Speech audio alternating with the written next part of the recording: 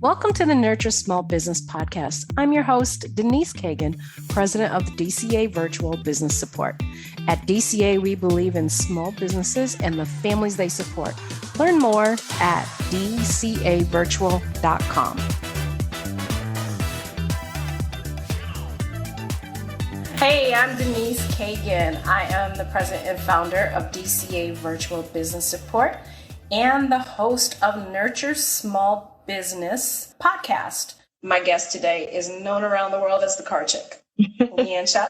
She is today's guest, and she has been featured on national radio, television programs, including The Cooper Lawrence Show, NPR, Daily Balance with Kim Jacobs. She's a regular guest on Good Day Charlotte, was also the co-host of the internationally syndicated radio show America's Garage, and starred in a Speed Channel's reality show, Are You Faster Than a Redneck? Alongside comedian John Repp, NASCAR legend Kenny Wallace, and Dukes of Hazzard star John Schneider. Leanne, you and I have known each other for probably a decade and a half. At least, yeah. And you have been doing all these fantastic things since I have known you. So we're going to talk a little bit about your racing and your business. And then we're going to talk a lot about speaking, because you do that so well. Okay. And there is an art to being memorable when you speak to people. And that goes a long way as far as when you're a business owner, you know, your sales calls, you need to be memorable. Okay, your presentations when you're talking to people, your networking groups. So that's kind of how we're going to talk today. But so you have a couple hobbies. We'll start there so people get to know you. Okay, you have a couple hobbies. I understand you do figure skating or have done figure skating. In the past, I've been retired from that for many years. Okay, so that seems to me like a very thoughtful, precise type of hobby.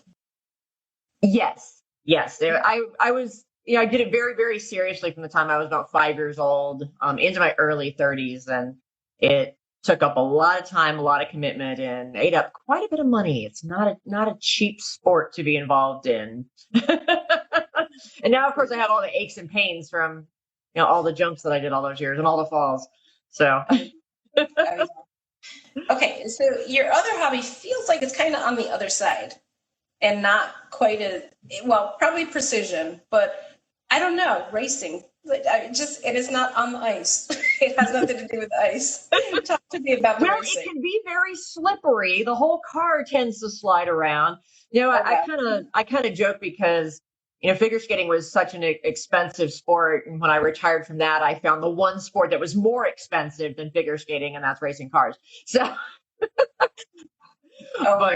but I love it. And I have been involved in motorsports since I was a teenager as well. Not always entirely legally. We won't discuss that. But doing it the last, couple, decade or so has been, amazing. It's really been about 2 decades since I've been racing. So, and you have a story about setting the car on fire? Well, technically, I didn't set it on fire. My crew chief set it on fire, but I was in it when he set it on fire. It's kind of a long story, but we kind of had to do that to get the engine to start. Ended up blowing an engine about 90 minutes into a 24-hour race because we run 24-hour enduros, and had to basically replace the engine overnight. And we only had literally about 30 minutes left in the race and to get back out there, and it just wasn't wanting to start. And so he finally just said, heck with it, poured race fuel directly into the intake and told me to hit the start button. I was like, and sure enough, this giant fireball erupts in the engine bay, and he screams at me to floor it. And so I stepped on the gas, and somehow it managed to suck the flames down to the engine, and the car started. Not sure how that happened, but it did. And he's like, go, get out onto the track. Don't worry, the rain will put the fire out. Just get out there. Because it was pouring the rain. So I'm like, they're pushing me out onto the track, and the rain's slowly putting the fire out so we can race and, manage to lay down a few laps in an absolute just monsoon level downpour. I couldn't see the front of the car, but we did technically finish the race. and we didn't even finish last. So yeah, it was an insane situation, but it was a great lesson in perseverance and not giving up, which is what you have to be when you're a business owner, because stuff happens all the time that, things go wrong every single day and you can easily get discouraged. And so when that happens in my business, I remind myself, you set a car on fire in order to finish a race. Are you going to really let this stop you? It kind of puts it in perspective. So I have a big picture on my wall here in my office of me racing that car in that rainstorm. I don't know if I can show you guys what that looks like, but yeah, that's me. So that's like a really good, I just look up and like, oh yeah, yep, I got this. I can do this. I did that. I can do this. That's your motivation. I love it. So for the purpose of their listeners, because I know what you do, but you're called the car chick and clearly you like to race, but that's not the reason why you're called the car chick. True. Now, I own a very unique car buying service for women and smart men. So you can almost think of me as a real estate agent, but for cars. So I look at my clients' unique lifestyle, budget, and personality to help them pick the perfect car for them, because getting a good deal on a car starts with picking the right one in the first place. And that's especially hard right now in the current market where there are no cars. So a lot of our choices now depend on, well, what can we actually get in the next 6 months? Are we looking new? Are we looking used? We look at that whole big picture to figure out what is the right way to solve this puzzle that's right for that person and their family, both what they need today and also looking out over their horizon of how long they're planning to keep the car. And, are they planning on starting a family, expanding a family? What is looking at the strategy? So it's just not an impulse purchase today, but it's something that's going to serve them as a tool, because that's ultimately what a car is. It's a four-wheeled tool. And it needs to do what they need it to do to support their lifestyle. So I handle all the legwork and negotiating for them. And, just as my friend Becca says, it takes all the crap out of buying a car. And that's exactly what I was going to ask you. So what's the benefit? Why would somebody pay for the service? It takes all the crap out of buying a car. Yeah, but most people, would rather have a root canal than go through the car buying process. And, whether it's hating the negotiating with the dealers, or in the current situation where there's really not any negotiating, it's more about finding, how do I even get the car? Because you can't even find anything to test drive half the time. So trying to figure out even how to navigate the current market with, inventory levels being at 5% of normal, and, used car prices being crazy high. Sometimes it's 3-year-old cars are more expensive than getting a new car if you can wait to get the new car. But some dealers are charging over sticker for new cars, some aren't. The market has changed, but the car business is always crazy and people always hate it. So I've managed to prove the last 2 years that my business model is pretty much bulletproof no matter what happens in the world. Crazier it gets, the more benefit it is, because my business model, the benefit to people has never been the negotiating. That's always been the icing on the cake, they've told me. It's in the hassle factor. Having someone that's on your side that you can trust to tell you what's what and what's fair, and, tell you not to buy this, do buy that. Just having that trusted person on your side that works for you and not the dealers, even though I do work to create a win-win. That's the value. People just don't want to deal with it, and they don't have, that detailed knowledge. It's usually not their area of expertise. So yeah, no, I would agree. I mean, I just sign the papers when I go to the dealership, which I probably shouldn't, because I'm probably giving away some money, but I don't want to deal with it. Right. It's like I want it to be over and done. Yep.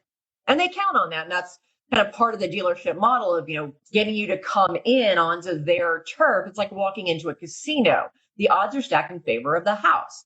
Their job as a business is to maximize their profits. And they know a lot more about this process in this industry than you do. So obviously they're going to have the advantage in that. And my job is to level that playing field and, make sure that the customer is making the decisions informed that are right for them, not necessarily giving the dealers a lot of profit. But again, it's, it does create a win-win, because from the dealer's perspective, they're selling a car to a person they may never have met before. That person may never walk into their dealership. I manage the expectations, make sure the dealers get, great customer satisfaction surveys, because those are the lifeblood of dealers. And, just making sure everything goes smoothly for everybody involved. So it takes everybody a lot less time to get through the process. So makes it fun. I just want everybody to have fun buying a car. It should be fun. Cars are awesome. It shouldn't be stressful. So maybe I should approach buying cars like I do casinos. I have a $15 or $20 budget. When I've lost it, I'm done. And I stick to that. I stick to that. Right?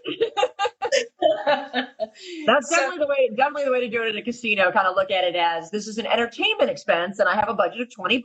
Like if I were going to a movie, and once the $20 is gone, it's gone. My dad and I used to always have that strategy going into the casinos on the cruise ships growing up.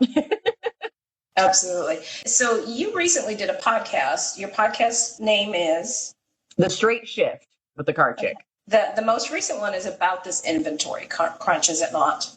Yeah, the last couple that I have done have been about what's going on in the market right now, because it's just so insane. It's unprecedented in the history of the automotive industry. So talk to me a little bit. How did you get into all this public speaking? Because you've been on radio, you've been a radio host, you've been on TV, you've hosted TV and internet shows, a podcast, Shut Up and Drive and Rust Rescue. How did you get there? When I started the company, I had no marketing budget.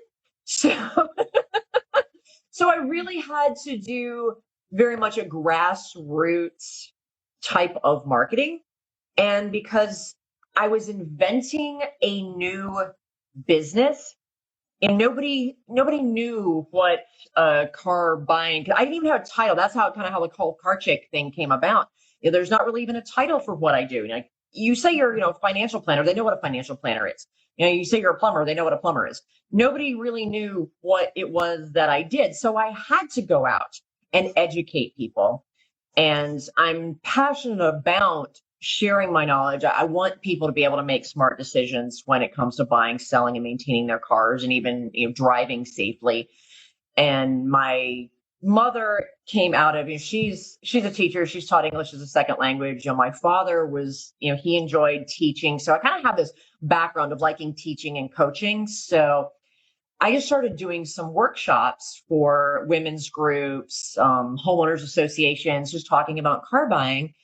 And I also started sending out press releases because I knew I had a unique business model, and women helping women buy cars is not something that the media had ever seen before. And they really ate it up. And the first couple of interviews that I did for some of the TV stations on the news, it went really well. I found I had a knack for it.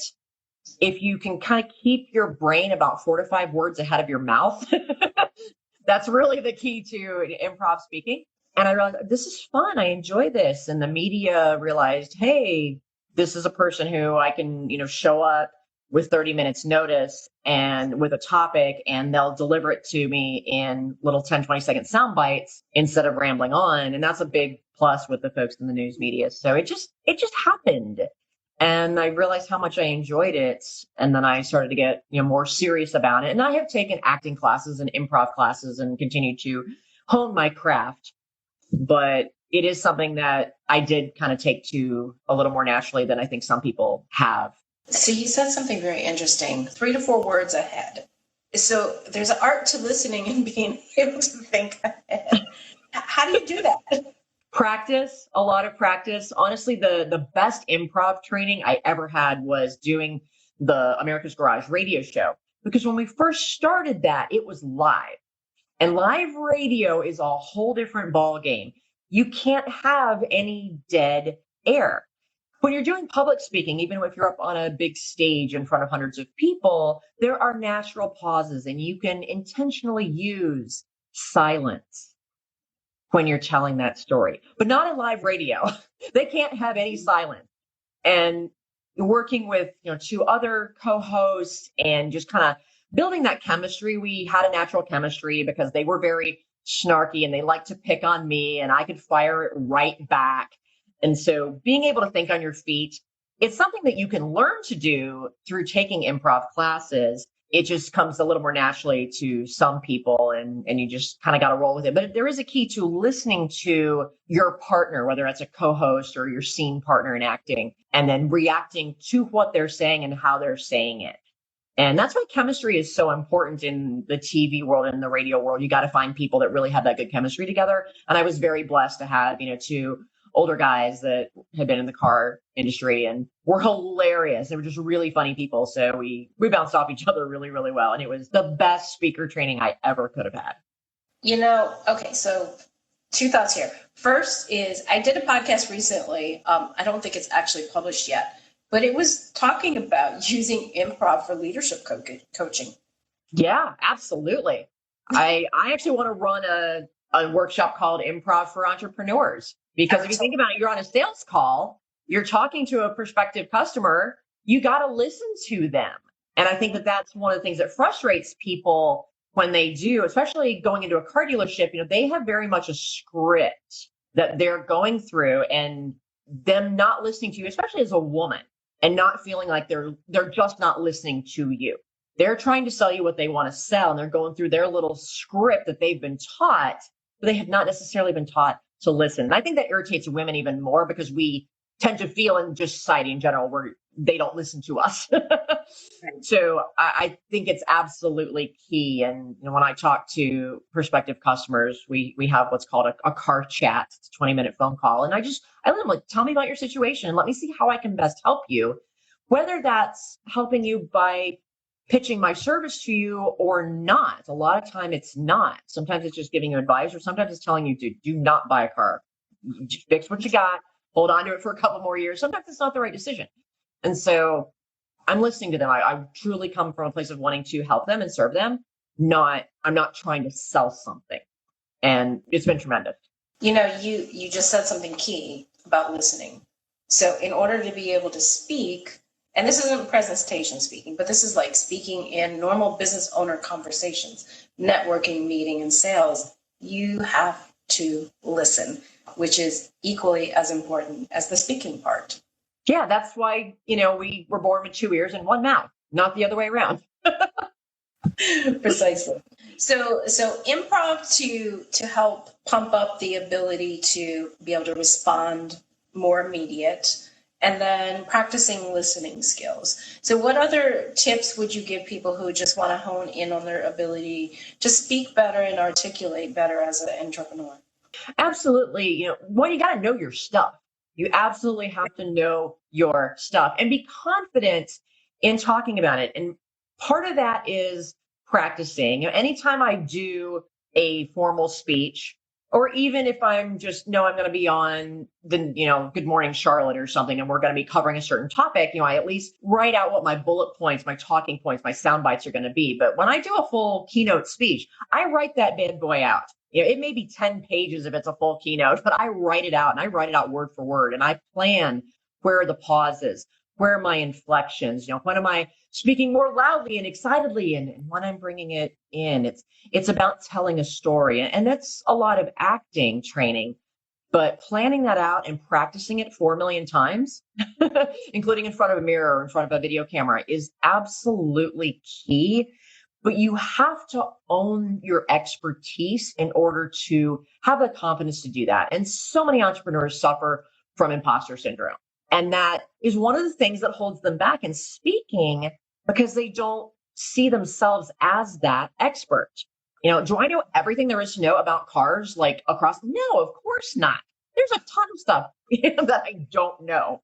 But there's a lot of stuff that I do know, much more so than the average person. So you also have to kind of look and see, you may not be the biggest expert in your whole industry. And if you are, you're probably not afraid of speaking, but you are still more educated than the people that you're talking to, most likely. And you still have something to share. So you got to own your expertise and be confident in that. Because if you're not confident when you speak, you're not going to be a good speaker. And they're not going to believe you as a speaker. They're not going to buy into that story that you're sharing with them. So interestingly enough, and this goes to speaking, and I've noticed a difference. When I jumped into podcasting about 3 years ago, I kind of jumped in feet first. Okay. Have I presented before places? Yes. Do I feel comfortable doing it? Mostly yes. I get the normal jitters that everybody does. What I have noticed is after about the first 9 months, I went from somewhat scripted podcast, meaning a set of questions, to this conversation like this, a very candid conversation. And it has totally increased my confidence and just being able to have conversations about a bunch of different topics. Now, I will say that if somebody comes on, I had a guest that was talking about ERPs. I'm like, what the heck is ERP? I have to do research in advance. Okay. I have to do research in advance so I understand what I'm talking about. But it hasn't just increased my confidence so much. And so is this something, this is sort of along the lines of improv. Is that what you would recommend? Is, jumping? Oh, absolutely. And especially since podcasting it's a powerful tool to get your message out there, great marketing tool, but it's also very easy and affordable to do. And I've taught workshops on podcasting 101. So, I converted a small bedroom in my house into a full-time podcasting and film studio. But, and it's, you can, build a little podcast studio, even if you do it like in a closet in a spare bedroom, as long as you've got good sound dampening in there, the tools that you need, you can get a good quality podcasting microphone off Amazon for a few $100. A little soundboard. I mean, I think literally all the equipment that I have for podcasting probably cost me less than $600. So, then it's a matter of, do you know how to use it? And then there's the whole production and editing. And I happen to know somewhat about how to do that. And I have all the tools to do it, from editing the TV shows. But, if you don't have that, there are companies out there that will do all the podcast productions for you. There are almost every co-working space that I have ever seen has a podcasting studio in it. So if you're a member of a co-working space, you can go and rent their studio. Even if you're not a member, some of them still allow you to rent their podcasting studio. So it's very, very easy to do for anybody. You do not have to be technical. You don't have to, know any special friends at radio stations. It is truly something that any business owner can learn to do. And the benefit of podcasting is it's recorded. So if you screw up, guess what? You stop and you start again, and then you edit it out later. And so it's a great way to build that confidence and build your speaking skills, whether you are podcasting. Most of my podcasts, it's just me and I am educating, but I can talk on a topic by myself without pauses for 45 minutes. It's not a problem.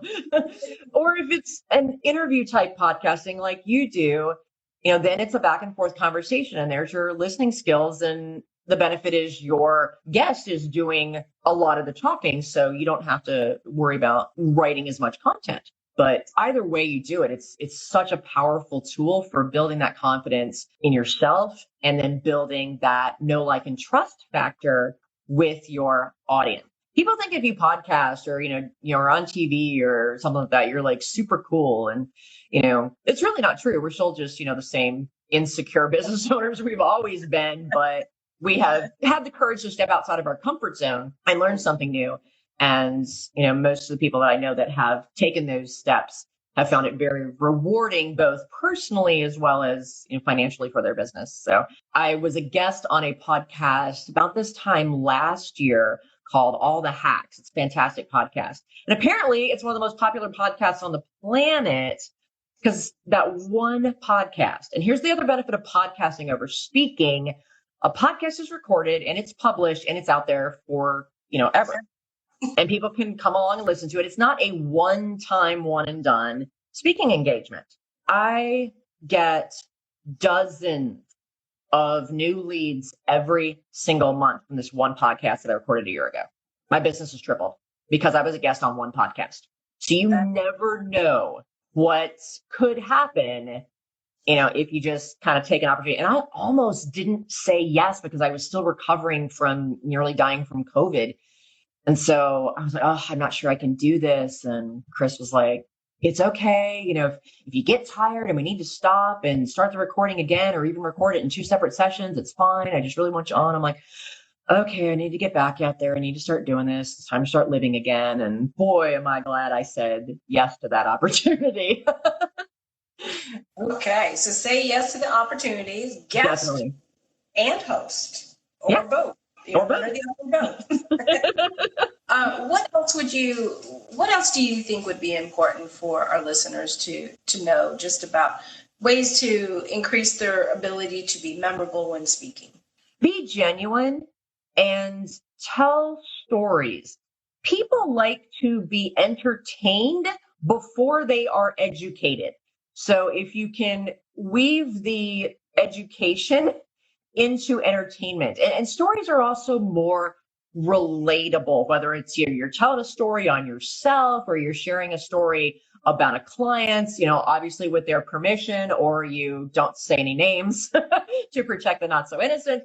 But weaving things into stories is more authentic.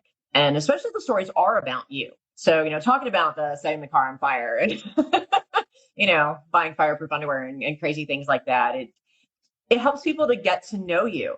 And again, it builds that know, like, and trust factor. But I think one of the most important things to people these days, because unfortunately it is becoming so rare, is authenticity and integrity. We're lacking a little of that in the world right now. And so sharing your stories when you speak and being vulnerable about it. People want to hear about your challenges, your struggles. Another coach that I know always says that your mess is your message. So don't be afraid to admit to the times that you've completely screwed up and made mistakes, because that's what we learn from. And that's what makes you more relatable. People see you and think, oh, wow, that person totally screwed that up and recovered and came out stronger. Maybe there's hope for me too. Maybe I can do that too. So it's just all about building that trust factor, and you can't have trust without integrity and authenticity. Absolutely. I agree. So before we sign off for the day, let's recap Straight Shift. Where can they find that? The Straight Shift with the Car Chick, you can go to thestraightshift.com. That just takes you to the podcast page on my website. But of course, it's also on iTunes, Spotify, all those other podcasting platforms. You name it, it's out there. So very easy to find. We've got about 80 something episodes now. Okay. And your website is thecarchick.com. Correct. All right, Leanne, thank you so much for being here with us today. Thanks for having me, Denise. Always good to see you. People. Well, I would not have the success that I have experienced, especially over the last few years, if it weren't for Wendy and the social media team. You have such great people to support small business owners. So I am grateful to you for my Wendy. I love my Wendy. My Wendy. I'm not sure. And that's what small business owners do or should do, is support each other. Absolutely. All right. Thank you. Take it easy, Denise. Bye-bye. Thank you for joining me for today's Nurture Small Business podcast, where the focus is on business growth, technology, and people strategies to help your business thrive. At DCA Virtual Business Support, our focus is making your business operations run smooth so you can focus on growth. Reach out to me at Denise@dcavirtual.com if you'd like to learn more.